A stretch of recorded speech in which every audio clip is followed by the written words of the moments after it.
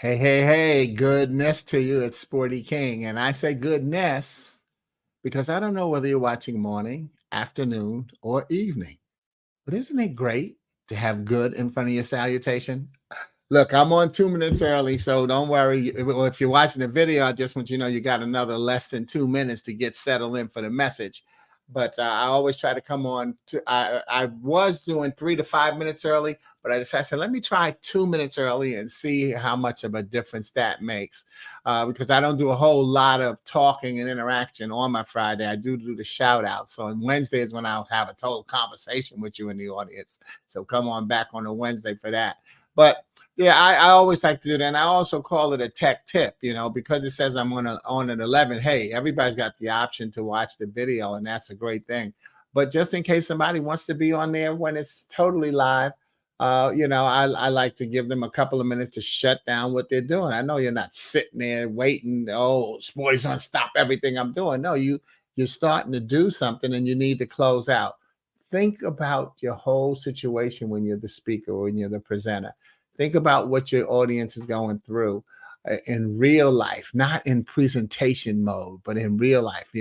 Somebody might have, um, well, like I said, like I said, people are doing stuff while they're waiting for you to come on, and so in the process they have to close out some things. So we got like 30 seconds before we hit with today's message, and so far nobody's on. If you're watching the video, so see that's a good sign for me. I say okay, I think I'll do the 2 minutes because 3 minutes is a long time if you're watching a video and it's making you wait, which PS, by the way, you could always fast forward. But there's nothing wrong with a little extra commentary that you get from me. Okay. Hey, but it's 11 o'clock. It's time to roll. So let's just do that. And so, welcome to Gift Friday. How many times have you heard the saying TGIF? Thank God it's Friday. Well, I say, what allure does Friday have to the person who took their last breath on Thursday or any day before that for that matter? So I use what I've learned through Psalm 92 and 2. And that is, it is good to proclaim your unfailing love in the morning, your faithfulness in the evening. And what that does is it lets me say, instead of using TGIF, thank God it's Friday, I use TGIT, not thank God it's Thursday, but TGIT, thank God it's today. And then TGIT, thank God it's tonight. To wake up, go through the whole day and have the chance to go to sleep again, that's what I'm calling TGIT. And that allows me to bring in another one of my biblical references, and that is from Matthew 6 and 34. So don't worry about tomorrow, for tomorrow will bring its own worries. Thank God it's tonight. Today's trouble is enough for today. Thank God it's today. See, darkness always precedes the light. So consider instead another use for TGIF. Let's not just throw it in the trash. How about using TGIF as trusting God is free?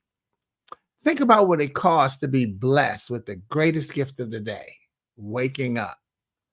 And that still moves us into realizing that if we take that T in TGIF and do a little subtraction and then addition, so we move from the front to the back, we get what we should really be thanking God for. And that is today, GIFT. God is for today. Gift Friday is the online sharing of one of my original poems and its possible uses to inspire audiences online, in person, or in spirit, because you have to be sure to inspire yourself before you consider that you want to inspire anyone else. Each poem will then be my gift to you. So here you hear me read it and share this week's gift. Then, if you like a copy, you can down your colorful keepsake PDF. PDF in the thread on Facebook and in LinkedIn. And I saw I got a thumbs up, but let me know where you're viewing in from. I'd love to give you a shout out. Okay. And then also, if you like a copy of the book, you'll be able to go to my website, sportyking.com, and I will re-mention that. Today's gift is actually from my book, I Found Out I'm Dying, a celebration of life. a poetic tribute to the joy that we must take advantage of during what I call this gift called life, Life, lessons intended for everyone. Here's the introduction to the poem in the book. Sometimes poetry is no more than sharing an experience that touched your life. This next poem story is about a return trip from Washington, D.C., where I lived for 4 years, to Chicago on a sunny Saturday in July, where we were rushing. Shout out to my brother Skip Waddell, who just celebrated his birthday a couple of days ago, whose name you'll hear in the poem. And the poem, oh, I'm sorry, there's the intro to the poem.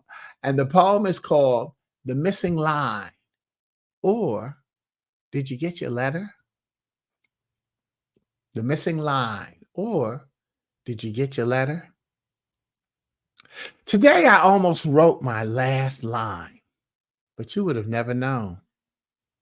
Oh, it started out as a nice day. The wake-up call, breakfast, the drive. Skip took a street route that I remembered using to rush someone to the airport. But we were in no hurry. I hadn't gotten my letter. Traffic stopped near the monument as the cops allowed a march to cross the street. Skip said, "You may have to do OJ, but you'll make it." Some of us remember the OJ Simpson Hertz commercials. Skip said, "You may have to do OJ, but you'll make it." I retorted, "If I miss this flight, I'll just take the next." We hugged goodbye, as it always behooves us to do. Skip said, "You have 13 minutes.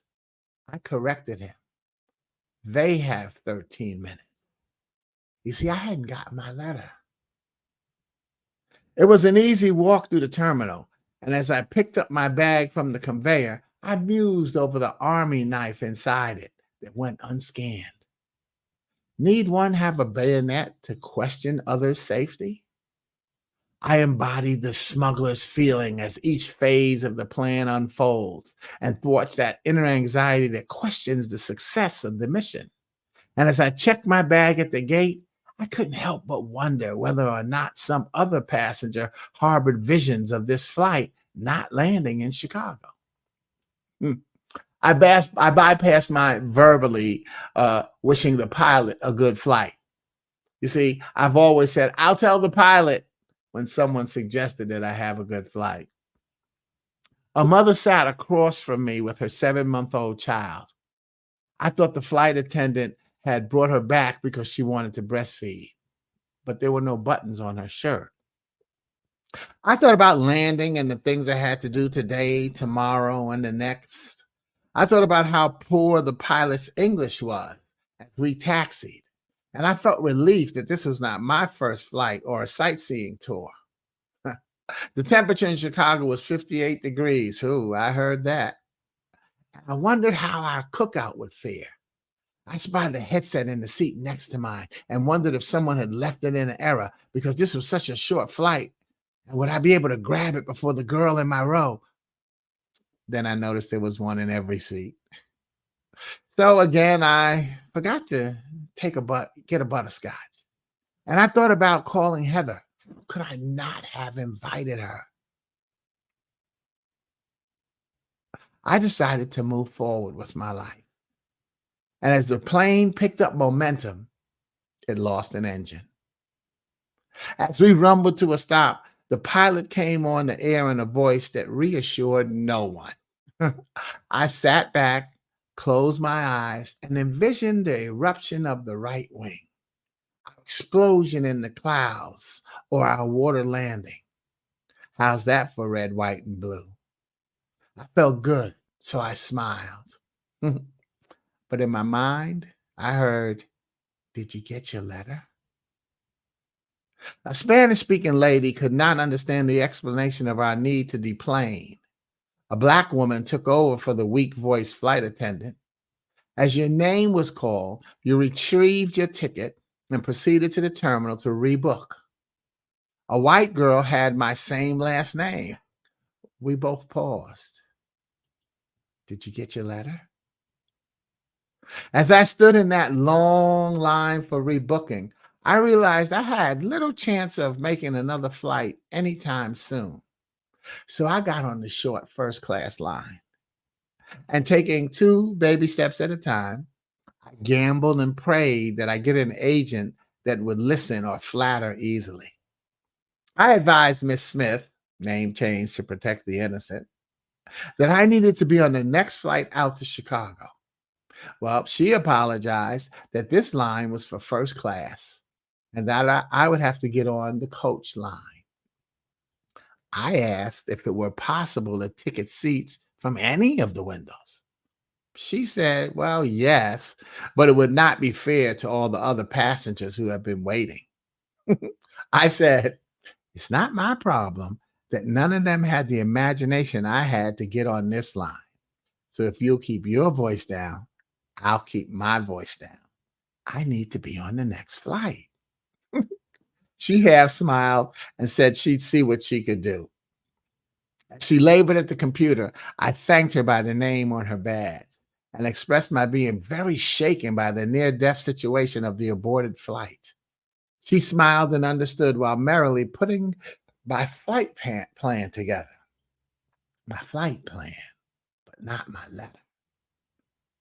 And as I again took my easy walk through the terminal, I mentally wished my fellow ex passengers well on their trip, whenever it would resume, as they grumbled and exhaled and slammed phones and kicked luggage and stood on line. Yes, on line. Well, today I almost wrote my last line. And my slide went still. I almost wrote my last line, but you would have never known. See, I thought, oh, wait a minute. Um, oh, okay. Okay. Anyway, okay. So, well, today I almost wrote my last line, but you would have never known. See, I thought me and God was tight, but I still haven't gotten my letter that says I'll be here tomorrow. So until I do, I'll continue to live this day and this moment out. And then all the people who've gotten their letters agonize over the petty prematurity of what they have to lose. And even though I slipped, I haven't read this poem in a long time now. Anyway, hey, look, everyone likes, even loves to say that life is short while they continue to live as if they'll live forever. Now, I'm no Debbie Downer. And P.S., by the way, God bless all who've just been through the Hurricane Debbie trauma. I'm praying. I'm happy that my brother and his two sons made it out of their flight this morning on Friday, which got canceled from their scheduled time on Thursday. But yet, as my book title reminds us, that missing line, I found out I'm dying. And it's a celebration of life. Here's the intro in the actual book. When we have a healthy attitude about life, we realize that physical mortality is not one of our options. If the doctor gave and could really give you 2 months to live, would you live with reckless abandon? Or would you spend precious time with loved ones? Would you take the time to encourage a child to believe in him or herself, using your gift, your blessing, your fortune, your spirituality, yourself as an example? Statistics show that after being eagerly anticipated for 1 to 10 months, fully 100% of the people born immediately begin the aging process that could ultimately result in their dying. Yet, there are no statistics that show just how full our lives become when we allow ourselves to let go and enjoy each moment as if it were our last. Honesty, trust, consideration, empathy, integrity, introspection, laughter, love. When we surround our lives with a balanced blend of these gifts, we find plenty of reason to celebrate. You'll never get that letter that guarantees that next moment. Oh, there's that slide. You'll never get that letter that guarantees that next moment, but continue to enjoy your life. you'll continue to help others enjoy theirs. Download your free copy, which I'll drop in on Facebook and LinkedIn. If you like a copy of the book, you can go to sportyking.com and purchase that. Free autograph with every purchase. Meanwhile, always remember that God is for today. That's what Gift Friday is. And it's TGIT. Thank God it's today so that you could be enjoying your gift every day as if it were your last, but more importantly, as if it were your first. God bless you. Have a safe weekend. And I'm watching my Olympics. God bless America as well, not instead, but as well. And God, you know what? God bless us all. We got to get focused on the peace that we can have in our country and in our world. It's not easy, but it takes individual dedication. I'm willing to do that. How about you? Over and out. Ciao.